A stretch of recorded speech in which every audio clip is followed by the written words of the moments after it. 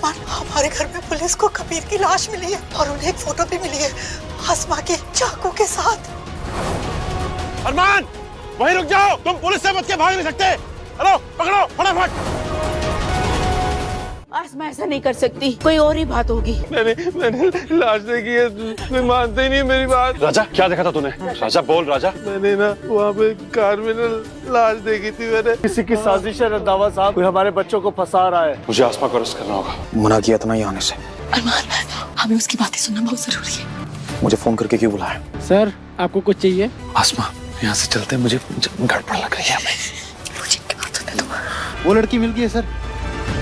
कहाँ है?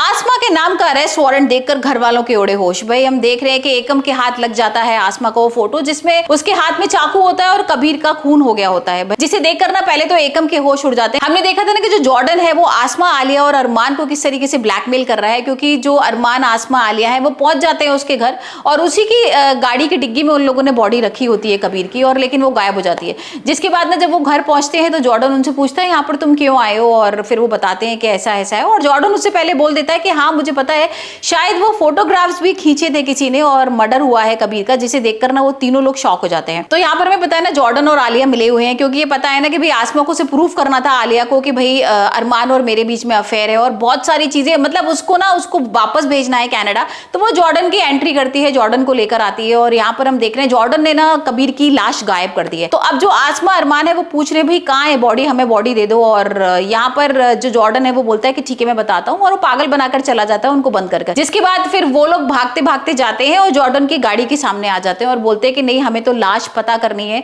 और यहाँ पर अरमान और जॉर्डन की हाथापाई भी हो जाती है, वो एक दूसरे को मारते भी हैं।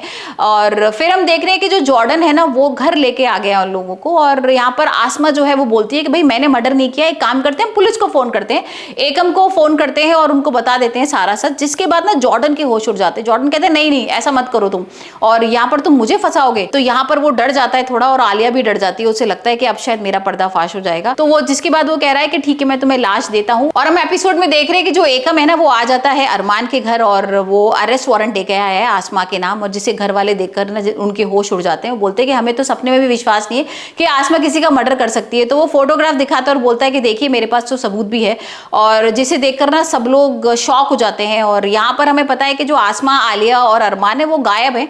तो एकम कहता है कि भाई अगर तीनों का कोई फोन आए या कुछ भी पता लगे तो आप मुझे बताना जरूर है। और इतने में ना कबीर की जो लाश है ना वो नीचे गिर जाती है ऊपर से, जिसे देखकर ना सब लोगों के होश उड़ जाते हैं। तो अब देखना होगा कि भाई क्या आसमा को सच में गिरफ्तार कर लेगा एकम या फिर कोई नया ट्विस्ट आएगा।